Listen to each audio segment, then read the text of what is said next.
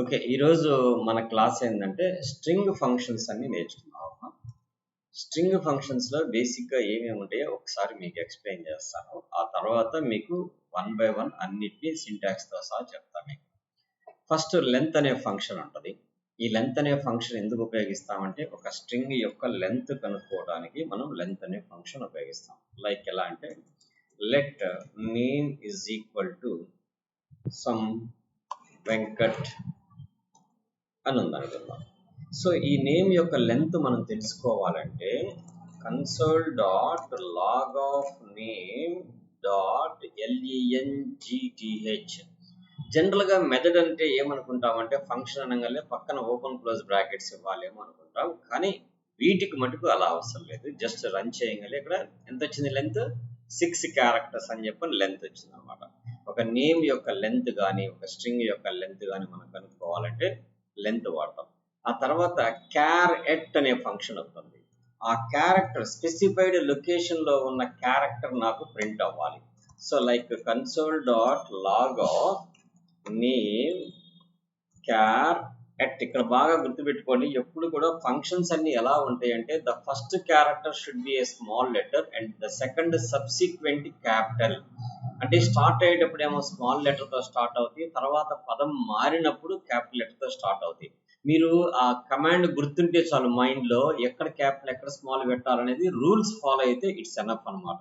Carrot అంటే character అనేది ఒక వర్డ్, ఎట్ అనేది ఒక పదము. ఎట్లో ఏ క్యాపిటల్ ఉండాలి, క్యార్ లో సి క్యాపిటల్ ఉండాలి. ఎందుకంటే స్టార్టింగ్ క్యారెక్టర్ ఎప్పుడు స్మాల్ తో స్టార్ట్ అవ్వాలి, second subsequent must be A capital ఉండాలి. నాకు 0 పొజిషన్ లో ఉన్న క్యారెక్టర్ ఏందో కావాలి. సో ఇప్పుడు నేను క్లియర్ అండ్ రన్ చేస్తే వి అని వచ్చింది. అదే నాకు లాస్ట్ క్యారెక్టర్ కావాలి. Console dot log of name dot caret -1 అని చెప్పని ఇచ్చాను అనుకోండి. -1 అని ఇచ్చేసాను. ఇక్కడ రన్ చేస్తే -1 లో ఏముంది, ఏమి లేదు. సో -0 అని ఇచ్చాము అనుకోండి, ఏమొస్తుంది, వి వచ్చింది. అదే -0 అంటే అర్థమైంది రిటర్న్ మళ్ళీ బిగినింగ్ వచ్చేసింది అనమాట. సో కాబట్టి మనకి ఇక్కడ ఓన్లీ పాజిటివ్ నెంబర్స్ వాడి వాటి యొక్క క్యారెక్టర్ ఏ పొజిషన్ లో ఏముంది అనేది కనుక్కోవచ్చు. అలానే క్యారెక్టర్ తో పాటు మనకి క్యారెక్టర్ యొక్క కోడ్ తెలుసుకోవడానికి వాట్ అబౌట్ ద కోడ్ అని కూడా చెప్తాను. క్యార్ కోడ్ ఎట్ అనే ఫంక్షన్ ఉంది మనకి. క్యార్ స్మాల్ లెటర్, కోడ్ లో సి క్యాపిటల్ లెటర్, ఎట్ లో ఏ క్యాపిటల్ లెటర్. 0 పొజిషన్ లో ఉన్న క్యారెక్టర్ యొక్క కోడ్ ఏంది, what is the code? Code అంటే అర్థం ఏంటంటే మనకి ఆల్ఫాబెటికల్ యొక్క ఆస్కీ కోడ్ అనమాట. ఆస్కీ కోడ్ అంటే అమెరికన్ స్టాండర్డ్ కోడ్ అంటాము. సో క్లియర్ చేసి నేను రన్ చేస్తే ఇక్కడ 86 వచ్చింది. సో మీకు బాగా తెలియాలంటే నేను ఇక్కడ క్యార్ కోడ్ ఎట్ 0 పొజిషన్, నేను ఇక్కడ ఫర్ ఎగ్జాంపుల్ అవినాష్ అని పెడతాను. అవినాష్ అని ఏ యొక్క ఆల్ఫాబెటికల్ క్యాపిటల్ కోడ్ ఎంతంటే 65, మీకు ఆటోమేటిక్గా 65 వచ్చేసింది. అలానే నేను భువన అని పెడుతున్నాను, బి అంటే 66 వచ్చింది. అంటే based on the alphabetical characters బట్టి మనకి ఇక్కడ ఆస్కీ క్యారెక్టర్స్ అనేవి మనకి జనరేట్ అవుతాయి అనమాట. అంటే ఆ క్యారెక్టర్ యొక్క ఆస్కీ వాల్యూ ఏందని తెలిసింది. జనరల్గా మనకి ఆస్కీ క్యారెక్టర్స్ 0 to 255 ఉంటాయి. మన కీబోర్డ్ లో ఉన్న ఏ క్యారెక్టర్ ప్రెస్ చేసినా కానీ అంతకంటే పెద్ద క్యారెక్టర్స్ ఏమి ఉండవు అనమాట. Okay, that is the character code at అంటే అర్థం ఏంటంటే ఆ స్పెసిఫైడ్ క్యారెక్టర్ యొక్క ఆస్కీ వాల్యూని గెట్ చేయటం అని అర్థం అనమాట. ఓకే, అండ్ నెక్స్ట్ వచ్చేసి మనకి దాని తర్వాత ఫంక్షన్ ఎట్. ఈ ఎట్ అనేది మనకి లేటెస్ట్ వర్షన్స్ బ్రౌజర్స్ లోనే పనిచేసింది. ఓల్డ్ బ్రౌజర్స్ కనుక మీరు వాడుతున్నట్లయితే ఇవి ఎట్ అనేది పనిచేయదు. ఎట్ అనేది ఇట్స్ లైక్ ఏ క్యారెట్ తో సమానం. మనకి క్యార్ ఎట్ అనే దాని బదులు ఎట్ అనే వాడతాం. ఎట్ 0 అంటే ఎక్కడ ఉంది, బి ఉంది. 0 పొజిషన్ లో ఏముంది, బి ఉంది. అదే 1 పొజిషన్ లో ఏముందంటే హెచ్ ఉందని చెప్పింది. 0 పొజిషన్ లో ఏముందంటే ఇట్స్ లైక్ ఏ 1 ఉందని చెప్పింది అనమాట. ఓకే, బి 0 పొజిషన్ లో ఏముంది, బి ఉందని అర్థం. At is an equivalent of caret. Char అంటే character at the position of 0 అని అర్థం. ఇది కూడా అంతే, ఎట్ ది పొజిషన్ ఆఫ్ 0. అయితే ఇవి 2001 బ్రౌజర్స్ తర్వాత వాటిలోయే వర్షన్ తర్వాత వాటిలోయే లేటెస్ట్ బ్రౌజర్స్ లోనే పనిచేసేది, కానీ ప్రీవియస్ బ్రౌజర్స్ లో పనిచేయదు ఇది. ఇకపోతే మనకి స్లైస్. స్లైస్ అంటే అర్థమైంది, ఒక స్ట్రింగ్ లో నుంచి ఒక స్పెసిఫైడ్ పార్ట్ ని బయటికి తీసుకురావడాన్ని స్లైస్ అంటాం. సో ఫర్ ఎగ్జాంపుల్ నాకు console dot log of name dot slice of, ఇది 0 position, first position, second position, third position నుంచి ఎన్ని కావాలి, థర్డ్ పొజిషన్. ఇక్కడ సింటాక్స్ ఏంది మనకి, position start to end. So third position, fourth position, fifth position, sixth position, అంటే up to sixth position దాకా కావాలి. సిక్స్త్ అంటే వి గివ్ ద 7. ఎందుకని, సో ఎప్పుడు కూడా బౌండరీ వాల్యూ వరకే వస్తుంది. ఎప్పుడైతే 7 ఇస్తామో 3, 4, 5, 6 వరకే వస్తాం అనమాట. 7 is the boundary value. So ఆటోమేటిక్గా ఏంది, వనా అని వచ్చింది, అంటే VANA వనా అనే పదం వచ్చింది. ఎందుకంటే 3 ఎక్కడ ఉంది, ఇక్కడ ఉంది. 7 వచ్చేసి ఇది ఎడ్జ్, కాబట్టి మధ్యలో ఉన్న 4 క్యారెక్టర్సే వస్తాయి అనమాట. అయితే దీన్ని ఇలా చేయొచ్చు, మీరు ఒక వేరియబుల్ ఒకటి తీసుకొని ఆ వేరియబుల్లోకి దాన్ని స్టోర్ చేసుకొని ఆ స్పెసిఫైడ్ స్ట్రింగ్ని స్టోర్ చేసుకొని దాన్ని ప్రింట్ చేసుకోవచ్చు. ఎలా అయినా ఓకే. అంటే ఒక పార్ట్ ఆఫ్ ది స్ట్రింగ్ని బయటికి తీసుకురావటం కోసం మనం వాడే ఒక సింటాక్సే ఏమంటాం, స్లైస్ అంటాం. ఈ స్లైస్ లాగానే మనకి సబ్ స్ట్రింగ్ అని చెప్పిన ఒకటి ఉంది, sub STR and sub string అనేది. ఈ సబ్ ఎస్టిఆర్ అనేది ఏంటంటే స్టార్ట్ ఇస్తాము, అక్కడి నుంచి ఎన్ని క్యారెక్టర్స్ కావాలో చెప్తాం. ఇప్పుడు ఫర్ ఎగ్జాంపుల్ ఈ స్లైస్ అనే దాన్ని నేను ఇక్కడ స్లైస్ అనే దాన్ని సబ్ ఎస్టిఆర్ అని చెప్పని పెట్టాను. సబ్ ఎస్టిఆర్ కి సింటాక్స్ ఏంది మనకి, స్టార్ట్ అండ్ లెంత్. నాకు ఎన్ని క్యారెక్టర్స్ కావాలి, 4 క్యారెక్టర్స్ కావాలి. Is equivalent of slice of 3,7 is equal to 3,4. 3,4 అంటే అర్థం ఏంటంటే థర్డ్ క్యారెక్టర్ నుంచి 4 లెటర్స్ కావాలి. థర్డ్ క్యారెక్టర్ నుంచి ఇక్కడ ఏ సింటాక్స్ రాస్తాను నేను, స్టార్ట్ ఎండ్ అనేది కాకుండా start length number of characters ఇవ్వాలి. ఇక్కడ స్లైస్ చేసేటప్పుడు ఏం ఇస్తాము, స్టార్ట్ కామా ఎండ్. ఒకవేళ మనం ఎండ్ స్పెసిఫై చేయకపోతే స్లైస్ లో, ఎప్పుడు కూడా గుర్తుపెట్టుకోండి, స్లైస్ లో మనం స్పెసిఫైడ్ చెయ్యకపోతే ఆటోమేటిక్గా టిల్ టు ఎండ్ వరకు వస్తుంది. అది కూడా రాస్తాను చూడండి. ఇక్కడ నేను 7 అనేది ఇవ్వలేదు. 7 అనేది ఇవ్వనప్పుడు నేను తర్వాత దీన్ని కూడా ఇక్కడ కాపీ చేసుకుంటున్నాను, బట్ లెట్ అనేది అవసరం లేదు. ఒకసారి డిక్లరేషన్ చేశాక 7 ఇవ్వలేదు. సో అప్పుడు ఏం చేస్తాను, ఈ console dot log of part అనేది ఇక్కడ ప్రింట్ చేసినప్పుడు వచ్చేది, ఎక్కడ ప్రింట్ చేసినప్పుడు వచ్చేది డిఫరెంట్గా వస్తుంది. ఇప్పుడు రన్ చేసి చూడండి. సో బి ఏమవుతుంది, అన్ని చివరి దాకా వచ్చేసినాయి 1 అని. ఎందుకని, మనం 4 అని చెప్పినా 4 అని చెప్పకపోయినా ఎట్ ది ఎండ్ దాకా వెళ్ళిపోతాయి అనమాట. సో యాడ్ చేయాలమ్మా లేదుగా, ఓకే.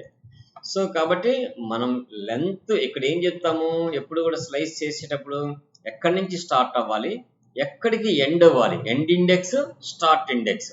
మీకు ఇంకా బాగా గుర్తుండాలంటే start index value, end index value. అదే మీకు సబ్ స్ట్రింగ్ లో కూడా start index value and length ఎంత, లెంత్ హౌ మచ్ క్యారెక్టర్స్ ఇవ్వండి. అదే సబ్ స్ట్రింగ్ అని ఉంటుంది. ఇది కాకుండా మనకి ఇంకొక మెథడ్ ఏంది, సబ్ స్ట్రింగ్ అంటాం. సబ్ స్ట్రింగ్ లో ఏంటంటే స్టార్టింగ్ అండ్ ఎండింగ్ 3,4. సో ఇక్కడ నేను 3 నుంచి 7 దాకా ఇస్తున్నాను. SUBSTRING sub string. Clear and run చేశాను. సో 1 అని ప్రింట్ అయింది. అదే నేను ఇక్కడ 6 ఇచ్చాను అనుకో, ఇన్ కేసు VAN వరకే ప్రింట్ అయింది. So clear and run, it's VAN. So ఇక్కడ ఏం సింటాక్స్ రాసాం మనము, స్టార్ట్ ఇండెక్స్ ఆ తర్వాత ఎండ్ ఇండెక్స్, 2 ఇండెక్స్ స్పెసిఫై చేసాం. ఇది is an equivalent of slice. మీరు స్లైస్ వాడినా ఒకటే, సబ్ స్ట్రింగ్ అని చెప్పిన వాడినా ఒకటే. The both should be same అనమాట. నెక్స్ట్ ఇప్పుడు స్లైస్ అయిపోయింది, సబ్ స్ట్రింగ్ అయిపోయింది, సబ్ STR అయిపోయింది. 2 అప్పర్ కేస్, 2 లోయర్ కేస్ అని చెప్పి 2 ఉండే మనకి. 2 అప్పర్ కేస్. సో వీటి మొత్తం నేను ఫస్ట్ కామెంట్స్ లో పెట్టేస్తాను అంతవరకు, ఆ తర్వాత మిగతా రాద్దాం. సో కిందకి వెళ్ళిపోతున్నా. ఇక్కడ మనకి ఆల్రెడీ పైన నేమ్ అనేది ఉంది కాబట్టి నేమ్ డాట్ 2 అనే దాంట్లో T స్మాల్ ఉండాలి, 2 అప్పర్ U క్యాపిటల్ ఉండాలి. సో ఇక్కడ కేస్ 2 అప్పర్ కేస్ అనే ఫంక్షన్ వాడితే ఆటోమేటిక్గా దేని కింద కన్వర్ట్ అయిపోతుంది, మొత్తం క్యాపిటల్ లెటర్స్ లో ప్రింట్ అవుతుంది. అదే దాన్ని మనం స్మాల్ లెటర్స్ లో ప్రింట్ చేయాలంటే console dot log of name dot 2 lower case. ఎప్పుడు కూడా మనం ఈ క్యామెల్ కేస్ ని మనం గుర్తుపెట్టుకున్నామంటే మనం ఎక్కడికి వెళ్ళినా సింటాక్స్ రాసేటప్పుడు ఎత్తుక్కోవాల్సిన పని ఉండదు. స్టార్టింగ్ లోయర్ లెటర్ ఉండాలి, సెకండ్ సబ్సిక్వెంట్ వర్డ్స్ యొక్క క్యాపిటల్ లెటర్ ఉండాలి. ఇది ఎప్పుడు కూడా మెథడ్స్ కి యూనివర్సల్ గా రూల్, అది అందరూ అదే ఫాలో అవుతుంటారు. అలా ఫాలో అయితే రిస్క్ అనేది ఉండదు అనమాట. మనం కూడా అదే రూల్ ని ఫాలో అయితే మనకి ఏది మెథడ్ ఏది వేరియబుల్ అనేది ఈజీగా తెలిసిపోయింది అనమాట. ఓకే, ఇక్కడ అప్పర్ కేసులో ప్రింట్ చేశాం, ఇక్కడ లోయర్ కేసులో ప్రింట్ చేశాం. ఆ తర్వాత కన్కార్డినేషన్. ఇప్పుడు ఈ నేమ్ కి నేను ముందు వెనక కన్కార్డినేషన్ చేయాలి, నేను ముందు పక్క కానీ వెనక పక్క కానీ. అప్పుడు ఎలా వాడతాం? Console dot log of name dot concat. నేను ఇక్కడ మిస్టర్ అని చెప్పి అనేది యాడ్ అయ్యి కామా ఏం రావాలి, ఆ తర్వాత నాకు నేమ్ రావాలి. సో నేమ్ అనేది ఇవ్వాల్సిన అవసరం లేదు, నేమ్ కన్కాట్ అన్నాం కదా, ఆ నేమ్కి అది యాడ్ అయిపోయి ప్రింట్ అయిపోయింది. ఇప్పుడు క్లియర్ చేసి రన్ చేస్తే భువనా మిస్టర్ అని వచ్చింది, ఎందుకంటే నేమ్కి యాడ్ అవుతుంది. సో అలా కాకుండా నాకు చివరిలో గారు అని రావాలనుకోండి, అప్పుడు ఇది సూటబుల్ అయింది మనకి, గారు. Okay, clear and so Bhuvana గారు. అదే ఇప్పుడు నేమ్కి కూడా ముందు పక్క ఏదైనా కన్కార్డినేట్ అవ్వాలి అంటే అప్పుడు ఏం చేస్తామంటే డబుల్ కొటేషన్స్ లో మిస్టర్ అని పెట్టుకొని డాట్ CONCAT కన్కాట్ ఆఫ్ ఇంకొక బ్రాకెట్ క్లోజ్ చేస్తే అప్పుడు రెండు యాడ్ అయ్యి వస్తాయి. అది కొద్దిగా క్లమ్జీగా ఉంటుంది. ఇక్కడ సింటాక్స్ ఆఫ్టర్ ఆర్గ్యుమెంట్ లిస్ట్ ఇంకొక బ్రాకెట్ క్లోజ్ చేయాలి, ఇంకొక బ్రాకెట్ కూడా క్లోజ్ చేయాలి, క్లియర్ అండ్ రన్. అప్పుడు మిస్టర్ భువనా గారు అని వచ్చింది. So how can it possible to that అంటే మిస్టర్కి నేను ఫస్ట్ నేమ్ని కన్కాట్ చేస్తున్నాను, నేమ్కి ఏమో గారుని కన్కాట్ చేస్తాను. సో కాబట్టి రెండు కలుపుకొని వస్తాను అనమాట. మనకి క్లమ్జీ లేకుండా పైన ఒకటి రాద్దాం, కింద ఒకటి రాద్దాం. సో కన్సోల్ డాట్ లాగా నాకు మిస్టర్ అనే దానికి ఏం యాడ్ అయ్యి రావాలి? Dot concat CONCAT concat name. అంటే ఏంది, ఆ నేమ్ అనే దానికి మిస్టర్ అనేది యాడ్ అయ్యి రావాలి. సో ఇప్పుడు క్లియర్ చేసి రన్ చేస్తే మిస్టర్ భువనా వచ్చింది. ఆ తర్వాత ఏం చేసాము, నేమ్ యాడ్ అయిపోయిన దానికి సో మిస్టర్ భువనా గారు అని చెప్పి మళ్ళీ కింద యాడ్ చేసాం, సరిపోయింది కదా. సో ఎడ్జ్లు యాడ్ చేయటం, ముందు యాడ్ చేయటం. అలానే ఈసారి ఏం చేద్దామంటే ఈ నేమ్ భువనాని మళ్ళీ కాపీ చేసుకొని మనం డిక్లరేషన్ చేయాల్సిన అవసరం లేదు, ఎందుకనంటే ఆల్రెడీ మనం ముందే డిక్లరేషన్ చేసాం కాబట్టి. నేను ముందు పక్క కొన్ని స్పేసులు తర్వాత కొన్ని స్పేసులు ఇస్తాను. సో వీటికి స్టార్ట్ ట్రిమ్ ఎండ్ ట్రిమ్ అని చెప్పి, మనకి ట్రిమ్ అంటే రెండు పక్కల తీసింది, ట్రిమ్ స్టార్ట్ ట్రిమ్ ఎండ్ అని చెప్పి రెండు పదాలు ఉన్నాయి మనకి. సో ఫస్ట్ ఏం చేద్దామంటే console dot log of name dot trim అన్నాను అనుకో. నేమ్ డాట్ ట్రిమ్ అంటే ఏమైందంటే బోత్ సైడ్స్ ఉన్న స్పేసెస్ని రిమూవ్ చేసేసింది. ఏం చేసింది? కన్సోల్ CONSOLE స్పెల్లింగ్ తప్పు పడింది, CONSOLE కన్సోల్. సో ఇక్కడ భువన అని చెప్పి వచ్చింది, రెండు పక్కల స్పేసెస్ మొత్తం పైన. అదే దాన్ని మనం స్పేసెస్తో ప్రింట్ చేస్తే ఎలా ఉంటుందో చూడండి. Console dot log of name అంటే విత్ స్పేసెస్ కూడా ఆ డబుల్ కొటేషన్స్లో మనకు కనబడతాయి క్లారిటీగా. ఓకే, ఇవి రిమూవ్ అయిపోయినాయి. అలా కాకుండా నాకు ఫ్రంట్ సైడ్ వరకే వెళ్ళాలనుకోండి, అప్పుడు console dot log of name dot trim start అంట. అంటే ఎటుపక్క ముందు పక్క స్టార్టింగ్లో ఉన్న స్పేస్ని తీసేయమని చెప్పాం. అదే ఎండింగ్లో ఉన్న స్పేస్ తీసేయాలనుకోండి మనం, అప్పుడు మనం ఏం వాడతాం? Console dot log of name dot trim end అంటే ఎండింగ్లో ఉన్న స్పేసెస్ని రిమూవ్ చెయ్యి అని అర్థం. సో ట్రిమ్ అంటేనేమో బోత్ సైడ్స్ రిమూవ్ అయింది, అట్లానే ట్రిమ్కి స్టార్ట్ ఇస్తే స్టార్ట్ రిమూవ్ అయింది, ఎండ్ ఇస్తే ఎండ్ రిమూవ్ అయింది. అట్లానే నేను ఇక్కడ లెట్ A = 500 అని చెప్పి ఒక వాల్యూ ఉంది నా దగ్గర. సో నేను console dot log of A dot pad of pad start pad start నాకు డిజిట్స్ వచ్చేసి మొత్తం టోటల్గా ఒక 8 డిజిట్స్ వెడల్పు ఉండాలి. ఆ స్టార్టింగ్ పక్క ఏమి రావాలంటే నాకు 0 రావాలి. సో అంటే ముందు పక్క 0 రావాలి, అంటే ఆల్రెడీ 3 డిజిట్స్ ఉంటాయి, 5 జీరోస్ ముందు పక్క యాడ్ అవ్వాలని అర్థం. Pad start is not a function, padding start method name ఒకసారి చూద్దాం మనం. ఇక్కడ pad start pad end it's a correct, but why it will not be works అనేది చూద్దాం ఇక్కడ. సో ఇది డబుల్ కొటేషన్స్లో పెట్టాలి, నెంబర్స్ కాకుండా ఏ అనేది క్లియర్ చేసి రన్ చేద్దాం. ఆటోమేటిక్గా ముందు పక్క జీరోస్ యాడ్ అయిపోయినాయి. నాకు జీరోస్ కాదు, సమ్ డాలర్స్ యాడ్ అవ్వాలనుకుంటున్నాను. అప్పుడు మనం ప్యాడ్ స్టార్ట్లో ఏం యాడ్ అవుతుంది, డాలర్స్ యాడ్ అవుతుంది. లేదు నాకు చివరిలో యాడ్ అవ్వాలి. ఎన్ని ఇక్కడ చూడండి, నేను ఇక్కడ 5000 ఇస్తే $4 వస్తాయి. అంటే వాల్యూ టోటల్ లెంత్ వచ్చేసి 8 డిజిట్స్ ఉండాలి. అందులో ఈ 4 డిజిట్స్ పోగా మిగిలిన డాలర్స్ పెట్టమని అర్థం. నేను 55,000 ఇచ్చానుకో, అప్పుడు $3 పెట్టిద్ది ముందు పక్క. అది బేస్డ్ ఆన్ ద గివెన్ బట్టి. సో నెక్స్ట్ వచ్చేసి మనకి కన్సోల్ డాట్ లాగా ఏ డాట్ ప్యాడ్ ఎండ్ పక్క యాడ్ చేయాలి. 8 కామా నాకు చివరిలో స్టార్లు రావాలి. సో దెన్ మనం క్లియర్ చేసి రన్ చేస్తే లాస్ట్లో మనకి స్టార్స్ వస్తాయి అన్నమాట. సో కాబట్టి స్ట్రింగ్ ఫంక్షన్స్లో pad start, pad end and repeat. ఈ రిపీట్ అనేది ఫర్ ఎగ్జాంపుల్ ఏదన్నా రాసేటప్పుడు మనకి రిపోర్ట్స్ తయారు చేసేటప్పుడు నాకు ఒక లైన్ రిపీటెడ్గా ఒక లైన్ లాగా ప్రింట్ అవ్వాలి.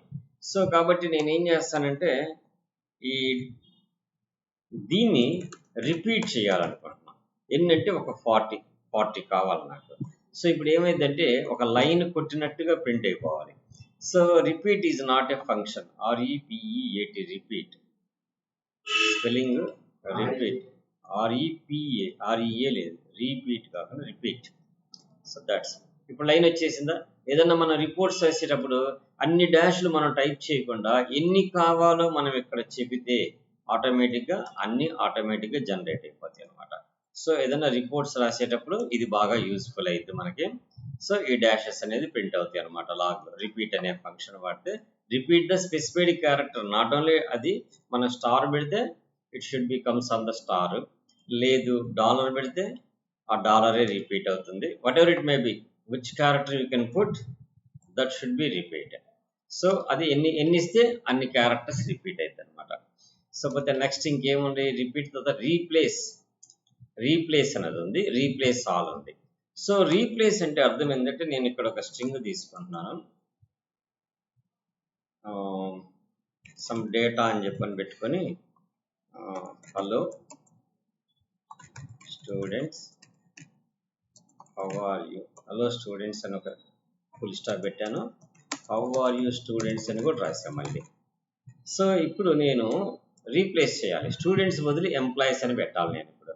సో కాబట్టి నేనేం చేస్తాను, console dot log of data dot replace of ఎక్కడైతే స్టూడెంట్స్ అని ఉందో అక్కడ నాకు ఎంప్లాయీస్ అని కావాలి, ఎంప్లాయీస్ అని చెప్పని రావాలి. దట్స్ అంతే.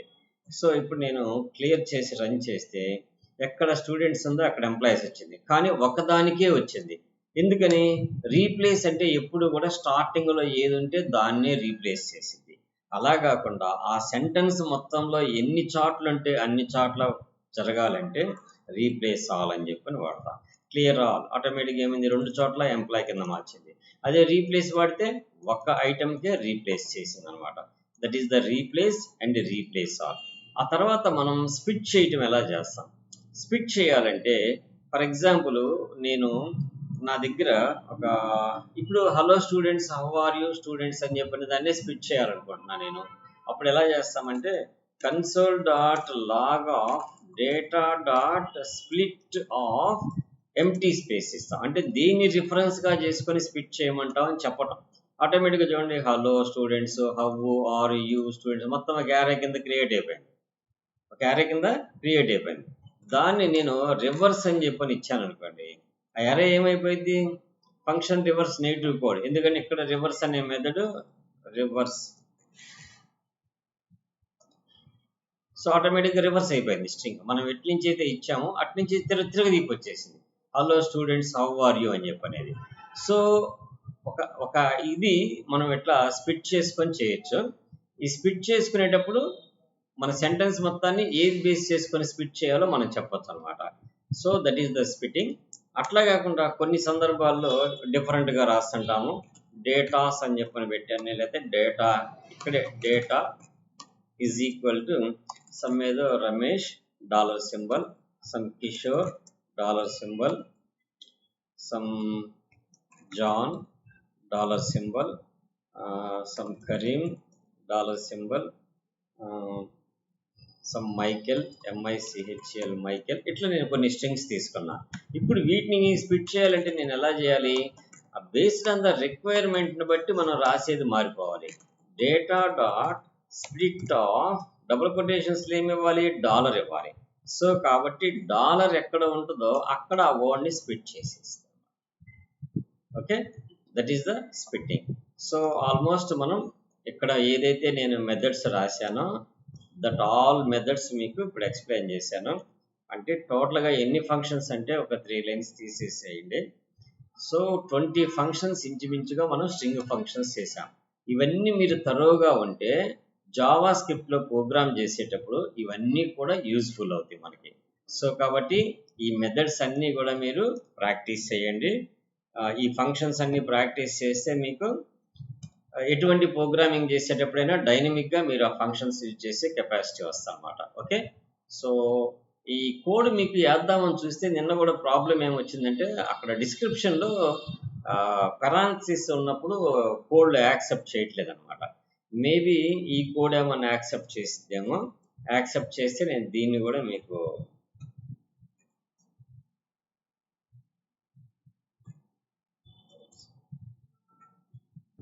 కామెంట్లో పెడతాను దీన్ని కూడా. సో ఒకసారి ఈ కోడ్ అంతా కూడా మీకు కామెంట్లో పెడతాను. సో ఇవాళ తీసుకుంటుందేమో చూస్తాను. ఇవాళ తీసుకుంటే ఈ కోడ్ కూడా మీకు కామెంట్లో పెడతాను.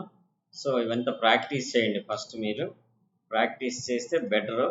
నెక్స్ట్ రేపు నుంచి మన టాపిక్స్ ఏంటంటే మండే నుంచి డామ్ మ్యానిపులేషన్స్ మీదకి వెళ్తాం. డామ్ అంటే డాక్యుమెంట్ ఆబ్జెక్ట్ మోడలింగ్ అంటాం. సో ఆ డామ్ మ్యానిపులేషన్స్ అన్నీ చేసిన తర్వాత మళ్ళీ some more modern Java script మీద ఫంక్షన్స్ ఉండే అవి చేసిన తర్వాతే మనం రియాక్ట్కి వెళ్దాం. ఓకే, సో ఇంతవరకు ప్రాక్టీస్ చేయండి.